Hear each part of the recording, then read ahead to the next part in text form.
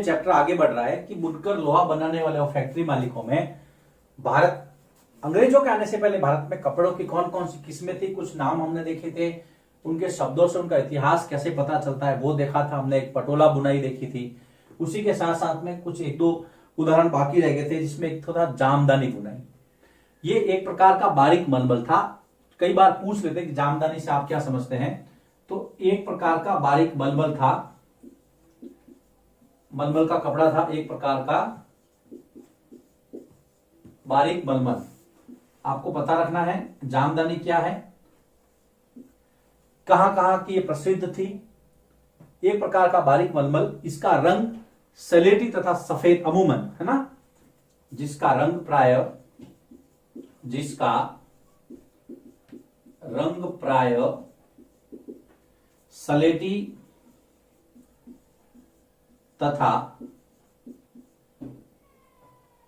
सलेटी तथा सफेद होता था। हम बात करें जामदानी बुनाई की, एक प्रकार का मलमल जिसका रंग सफेद या स्लेटी, इसके साथ में यहां इसके अंदर जो सूत यानी कि सूती और सोने के धागों का इस्तेमाल होता था। इसमें सूती तथा सोने के धागे, है ना, बहुत महंगा होता था, सोने के धागों का प्रयोग या इस्तेमाल होता था,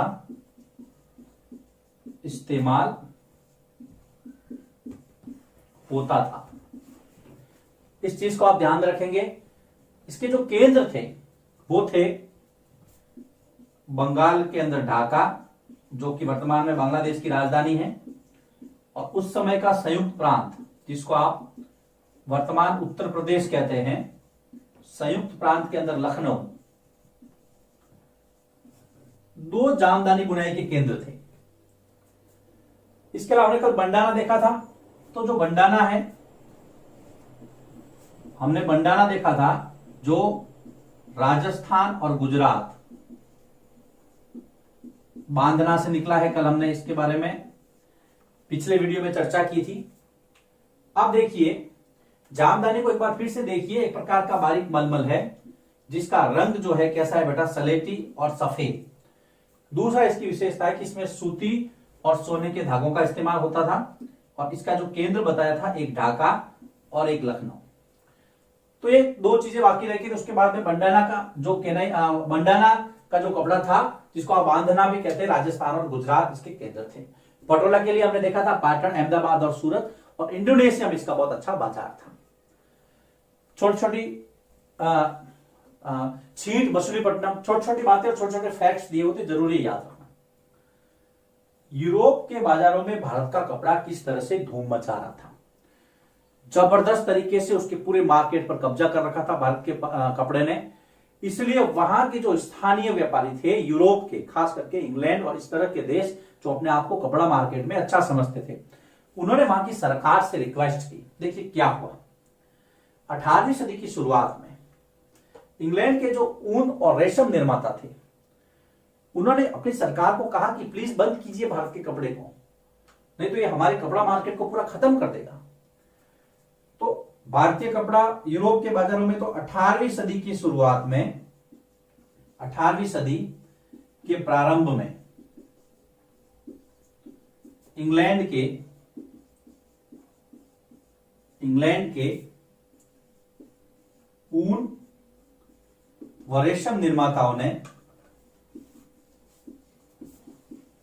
रेशम निर्माता मतलब ऊन और रेशम के कपड़े के निर्माता, रेशम निर्माताओं, यहां पर मैं कपड़ा लिख देता हूं, निर्माताओं ने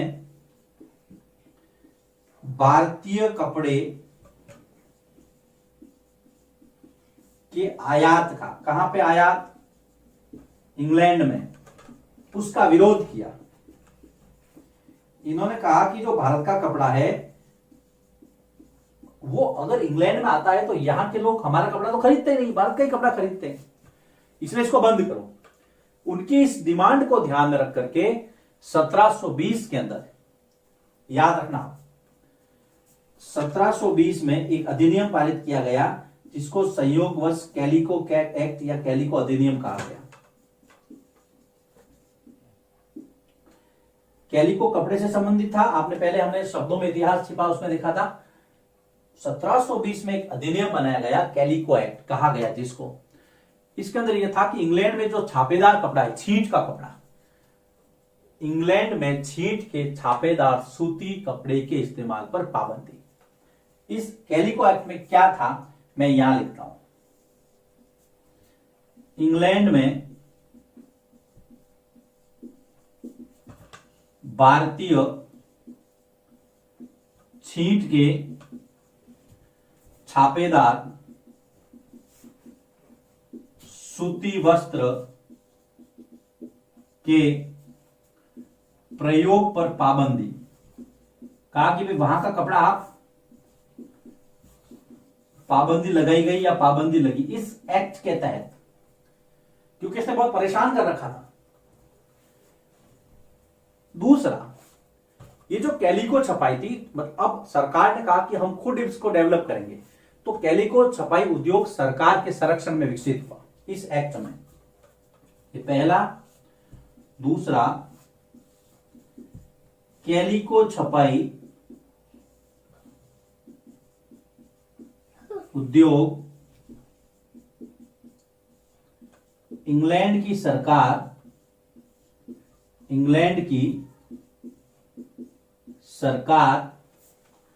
के संरक्षण में विकसित होगा। सरकार प्रोत्साहन देगी जिससे कि भारतीय कपड़ा जो है वो यहां पर टिके नहीं। पहले तो उन्होंने कहा कि भारत का कपड़ा बिल्कुल बंद कर दो, भारत का कपड़ा इंडिया में आएगा नहीं, छापेदार सूती वस्त्र उद्योग। दूसरा, अब हम खुद यहां पर कपड़े को छापेंगे, कपड़े के ऊपर जो प्रिंट करेंगे छींट के जैसा, और उसमें सरकार बहुत ध्यान देगी। तीसरा, सफेद मलमल या बिना मांड वाला कपड़ा आ सकता है। देखो तीसरा क्या था, सफेद मलमल या तो सफेद मलमल या बिना मांड, जिसके ऊपर कोई मांडना नहीं हो, कोई कारीगरी नहीं हो, कोई छाप नहीं हो।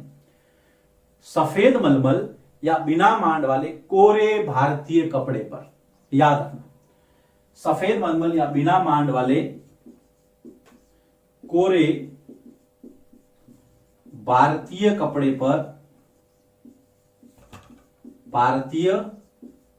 पर क्या होगा, इंग्लैंड में छपाई होगी।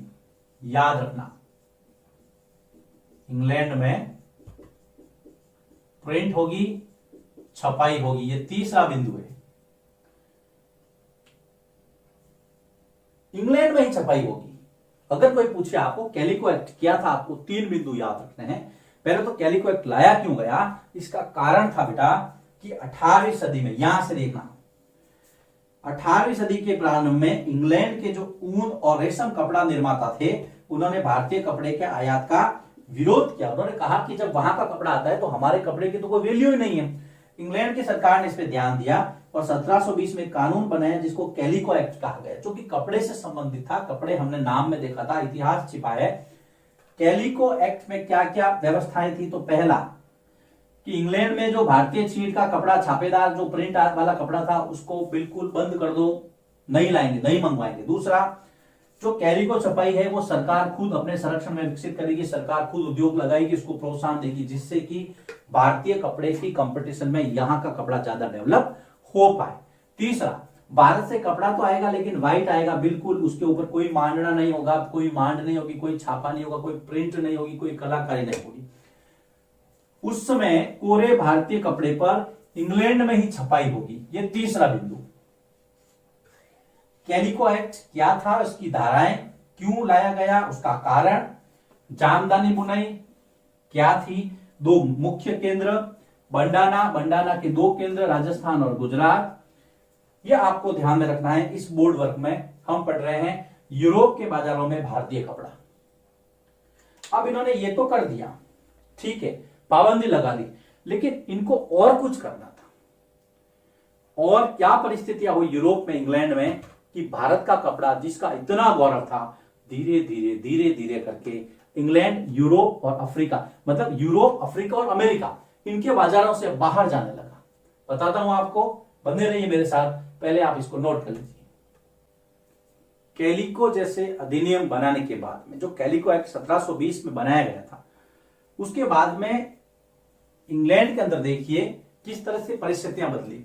कुछ ऐसे आविष्कार भी हुए जिसने इंग्लैंड को बहुत सपोर्ट किया। जैसे 1764 में जॉन के ने, याद रखना यह नाम,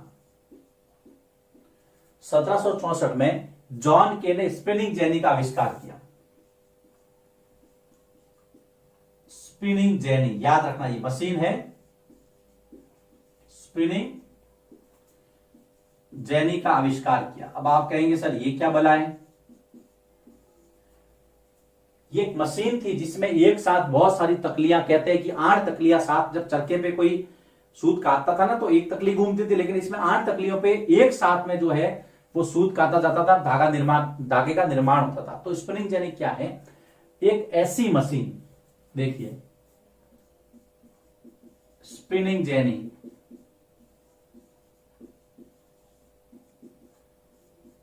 एक ऐसी मशीन, एक ऐसी मशीन जिसमें एक साथ अनेक तकलियों पर काम होता था। एक साथ कामगार अनेक तकलियों पर काम, जिसमें एक साथ अनेक तकलियों पर एक व्यक्ति द्वारा या एक कामगार द्वारा, एक व्यक्ति द्वारा काम होता था। कहते हैं एक साथ 8 तकलियां घूमती थी तो 8 धागे एक साथ बनते थे। पहिए के साथ में सारी तकलियां घूमती थी, है ना? तो इसमें जो पहिया लगा था, पहिए के साथ सारी तकलियां, पहिए के साथ सारी तकलियां घूमती थी। स्पिनिंग जेनी क्या है? आ जाए तो आपको यह लिखना है, आविष्कार करने वाला जॉन के, और जो टाइम है 1764। ये स्पिनिंग जेनी, याद रखना इसको, ये वाला आपको नोट करना है। नोटबुक आपके पास है, नोट्स बना रहे हैं। उसके बाद में 1786 के अंदर रिचर्ड आर्कराइट ने वास्प इंजन का आविष्कार किया, भाप से चलने वाला इंजन, जिसने सभी मशीनों की स्पीड बढ़ा दी। 1786, 1786 में रिचर्ड आर्कराइट, 1786 में रिचर्ड आर्कराइट ने वास्प इंजन का आविष्कार किया। वास्प इंजन का आविष्कार, इसने सारी मशीनों की जो काम करने की जो स्पीड है वो बढ़ा दी। अब कम कीमत पर ज्यादा कपड़ा मशीनों के द्वारा तैयार होने लगा। इसका ये फायदा हुआ,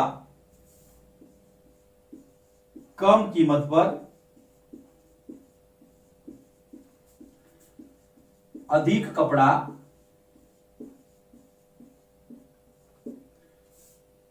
मशीनों द्वारा तैयार होने लगा, तैयार होने लगा। ये 2 आविष्कार बेटा आपको ध्यान रखने, एक तो स्पिनिंग जेनी का, दूसरा 1786 में व्यक्ति है रिचर्ड आर्कराइट, और वास्प इंजन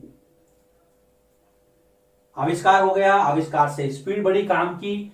कैलिको एक्ट ने पहले ही वहां की जो इंडस्ट्री थी उसको बूस्ट कर दिया था, उसको एक बहुत अच्छा सपोर्ट दिया था। अब हम वापस भारत की ओर लौटते हैं, देखते हैं भारत में कपड़े का काम करते कौन थे। तो भारत में कपड़े का काम एक जाति विशेष द्वारा किया जाता था, जिसको हम कहते हैं वीवर्स या बुनकर। तो अभी ये जो टॉपिक है कि बुनकर कौन थे, बुनकर, आप ये नया हेडिंग डाल दीजिए। अब चैप्टर यहां से थोड़ा सा टर्न ले रहा है। ये बुनाई का काम करने वाले जो समुदाय थे, वो जो कारीगर थे, वो बुनकर कहलाते थे। कपड़े की बुनाई, बुनाई का काम करने वाले,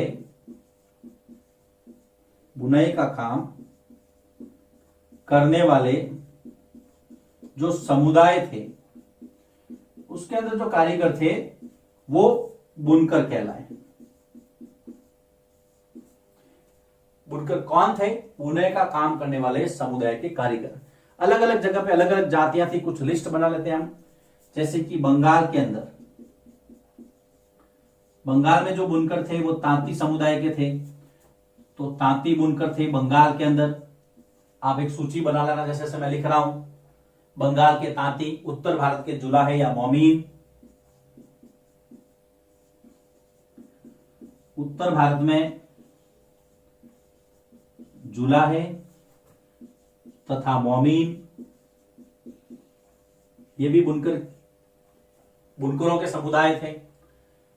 दक्षिण भारत में साले, केकोलार, देवांग, मैं यहां पे लिखता हूं दक्षिण भारत में देखिए साले, केकोलार तथा देवांग समुदाय, ये सारे बुनकरों की जातियां थी। ये बुनकर क्या करते थे? कपड़ा बनाते थे। तो देखिए हमने क्या क्या देखा, कुछ दोनों आविष्कार 100% याद रखना, इसमें से एक तो आता ही आता एग्जाम में। स्पेलिंग यानी क्या था, फिर हमने एक नया टॉपिक शुरू किया, बुनकर कौन थे? तो बुनाई का काम करने वाले जो समुदाय के कारीगर है वो बुनकर कहलाते थे। अब एक सूची बनाई कि जैसे बंगाल के अंदर तांती समुदाय रहता था, उत्तर भारत में जुलाहे और मोमीन, फिर दक्षिण भारत के अंदर कौन थे कि भाई साले, केकोलार और देवांग समुदाय। ये बुनकर वाला टॉपिक हमने शुरू किया है। अब हम देखते हैं कि कपड़ा बनाने वाले जो बुनकर हैं वो कैसे काम करते थे और उनके काम के ऊपर यूरोप से अर्थात इंग्लैंड से ऐसा क्या हुआ कि वो धीरे धीरे बेरोजगार होते गए। सब जानेंगे हम। पहले आप इसको लिखिए, फिर मैं आगे बढ़ाता हूं। बुनकर कौन थे, उसके बाद में हम इस चैप्टर को आगे बढ़ा रहे हैं। टॉपिक आगे बढ़ रहा है कि कपड़ा निर्माण के चरण, अर्थात कपड़ा कैसे तैयार किया जाता। तो सबसे पहला जो चरण था वो था सूत काटना।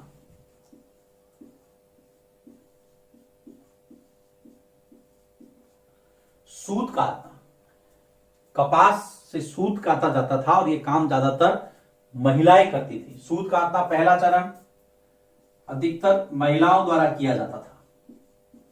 याद रखना, हम पढ़ रहे हैं कपड़ा तैयार कैसे किया जाता था, तो अधिकतर महिलाएं जो सूत काटती थी। उसके बाद में, और सूत के अंदर क्या था, जो धागा था उसको चरखे पर काट काट करके तकली पर लपेटा जाता था। सूत काटने की जो प्रक्रिया थी, धागे को चरखे की जो तकली होती थी ना, चरखे पर काट काट कर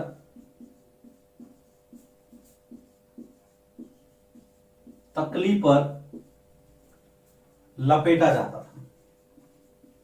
यह काम ज्यादातर महिलाएं करती थी। फिर हम बात करते हैं दूसरे चरण की। सूत काट लिया, उसके बाद में जो धागा बना है उससे आपको कपड़ा बुनना है, तो हम दूसरा कहेंगे बुनाई। तो धागे से कपड़ा बुनना अधिकांश पुरुष द्वारा, दूसरा चरण था बुनाई का। धागे से कपड़ा बुनना, और यह काम अधिकतर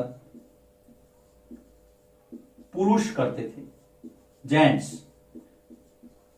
कपड़े बुनने का काम पुरुष बुनकरों द्वारा किया जाता था, जबकि सूत काटने का काम ज्यादातर महिलाएं करती थी। उसके बाद में आपने सूत काट दिया, कपड़ा बुन दिया, उसके बाद उसकी रंगाई होती थी। धागा या कपड़े को रंगने का काम रंगरेज जाति द्वारा किया जाता था, रंगाई। ये देखिए रंगाई, कपड़ा या तो कपड़े को रंगना है या पहले आप धागे को ही रंग दो, तो जो नया कपड़ा बनेगा वो उसी धागे के कलर का बनेगा। तो कपड़े या धागे को रंगने का काम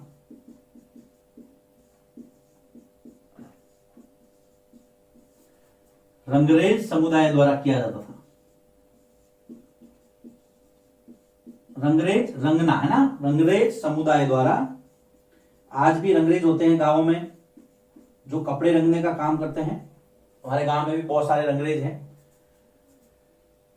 देखो बेटा, सूत काटना, फिर बुनाई, रंगाई और उसके बाद में कपड़े की छपाई, चौथा चरण और अंतिम चरण छपाई।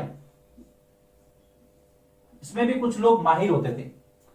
ठप्पा लगाना, छापना, प्रिंट करना, चिप्पीगर, चिप्पीगर कारीगर, जिसको कहीं कहीं छिप्पा भी कहा गया है, कारीगर या छिपा समुदाय, याद रखना। ठप्पे से छपाई करते थे, ठप्पा लगाते थे और कपड़े छापते थे या रंग या छापा लगाते थे, ठप्पे से छपाई करते थे, उसकी प्रिंट करते थे। देखो, पहले हमने देखा कि बुनकर क्या है, बुनकर कौन थे, अलग अलग वर्ग पढ़े, उनके समुदाय पढ़े। उसके बाद में हमने देखा कि वो कपड़ा कैसे बनाते थे। तो वो कपड़ा 4 स्टेप्स, 4 चरणों में बनाते थे। सूत काटना, दूसरा बुनाई करना, फिर उसकी रंगाई करना और लास्ट में उसकी छपाई करना। ये चारों आपको ध्यान में रखने हैं। उससे संबंधित कौन कौन सा समुदाय था वो आपको पता रखना है। अब भारत में जो कपड़ा बनता था वो बहुत अच्छी किस्म का था।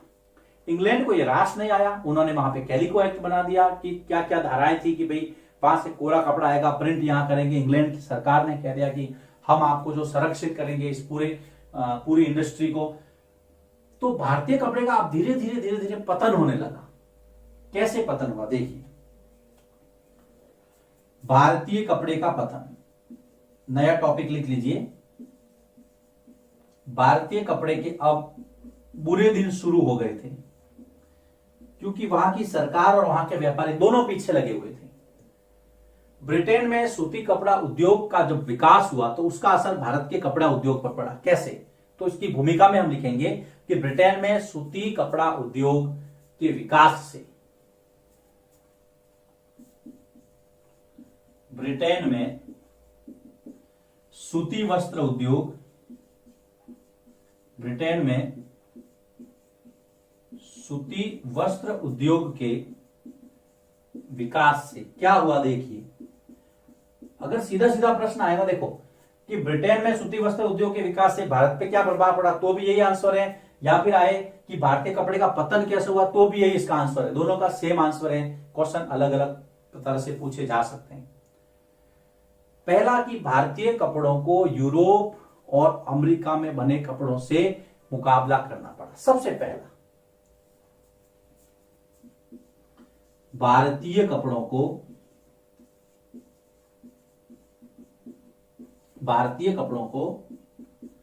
यूरोप और अमेरिका में बने कपड़ों से मुकाबला करना पड़ा। सबसे पहला बिंदु बहुत सरल है, मुकाबला करना पड़ा।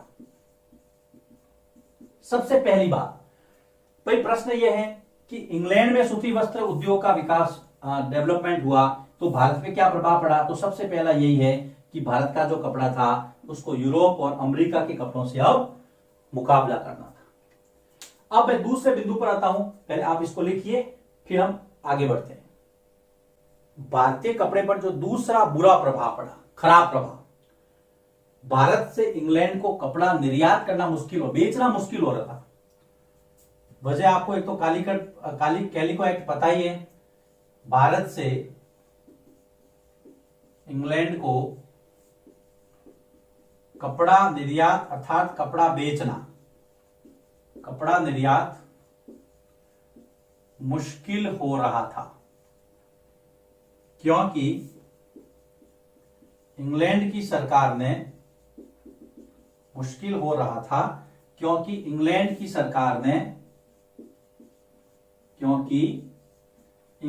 सरकार ने सीमा शुल्क बढ़ा दिया था। भारत का जो भी सामान जाता ना वो बहुत महंगा हो जाता वहां पे, तो लोग खरीदते ही नहीं, क्योंकि उन्होंने इतना सीमा शुल्क बढ़ा दिया था। ड्यूटी इतनी ज्यादा लगा दी थी, वहां पर टैक्स इतना ज्यादा लगा दिया था भारत के सामान पर, भारत के कपड़ों पे। इंग्लैंड में जो बाजार, यहाँ पे मान लीजिए आप वो 5 रुपए का था तो वहां जाके 50 रुपए का हो जाता, और उसकी एवज में 5 या 7 रुपए में जब इंग्लैंड का कपड़ा मिल रहा था, तो भारत का कपड़ा लोग क्यों खरीदेंगे? एक सोची समझी चाल के द्वारा भारत के कपड़े को वहां से बाहर किया जा रहा था। अब देखिए तीसरी मुसीबत, तीसरा प्रभाव क्या पड़ा? भारतीय कपड़े का पतन या फिर ब्रिटेन में सूती वस्त्र उद्योग के विकास से भारत पर क्या असर पड़ा? दोनों का एक ही जवाब है। भारत का कपड़ा अब यूरोप, अमेरिका और अफ्रीका के बाजारों से बाहर हो गया। देखिए, भारत का कपड़ा अब यूरोप से, अमेरिका से, यूरोप, अमेरिका तथा अफ्रीका के बाजारों से बाहर हो गया। जो इतना अच्छा कपड़ा था वो अब बाजारों से बाहर हो रहा था, बाजारों से। ये तीसरा प्रभाव पड़ा, खराब प्रभाव कह सकते हैं। चौथा, यूरोपीय कंपनियों ने भारतीय माल खरीदना बंद कर दिया। देखिए, जब इस तरह से होगा तो चौथा, यूरोपीय कंपनियों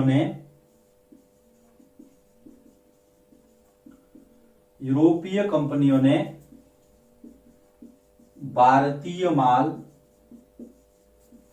खरीदना बंद कर दिया। भारतीय माल मतलब भारतीय कपड़ा। यूरोपीय कंपनी के दो, यूरोपीय व्यापारी के दो, एक ही बात है। बुनकरों को पेशगी मिलना कम हुई।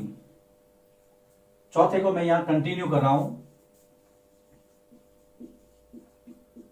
बुनकरों को पेशगी मिलना कम या बंद हो गई।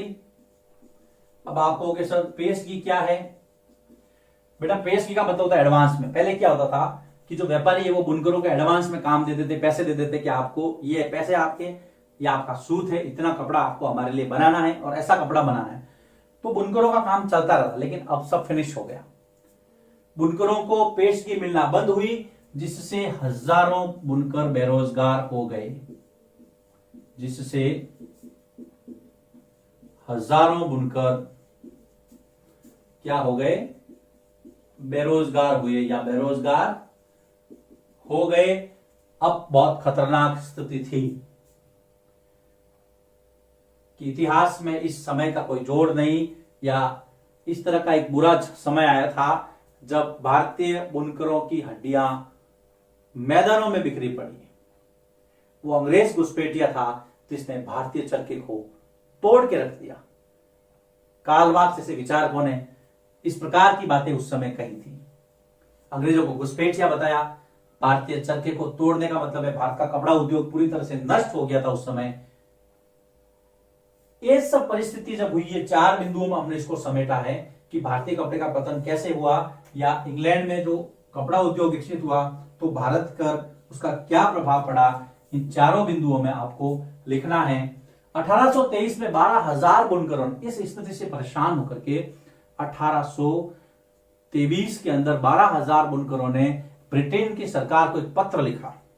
कब? 1823 में, याद रखना। 1823 में 12,000 बुनकरों ने इंग्लैंड की सरकार को पत्र लिखा और उनको कहा कि आप ऐसा मत कीजिए, हमारी पेशगी बंद मत कीजिए, आप जो है हमारे से सामान खरीदिए, नहीं तो हम तो भूखों मर जाएंगे। 1828 में एक विधवा ने भी एक पत्र लिखा था, उसमें कहा था, समाचार दर्पण के अंदर वो पूरा डिटेल छपा था उस समय।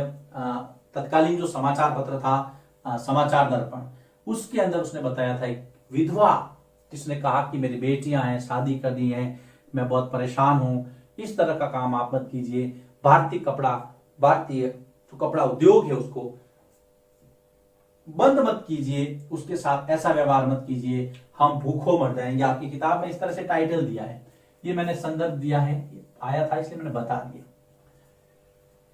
हाँ, तो ये वीडियो यहां पर समाप्त होता है। आप इसको पूरा डिटेल में इसको पढ़ना है, लिखना है। सीमा शुल्क बढ़ा दिया है ना, अफ्रीका के बाजारों से बाहर हो गया, यूरोपीय कंपनियों ने भारतीय माल खरीदना बंद कर दिया। परिणाम क्या हुआ? पेस्ट की, एडवांस में काम मिलना बंद हो गया और हजारों बुनकर बेरोजगार हो गए।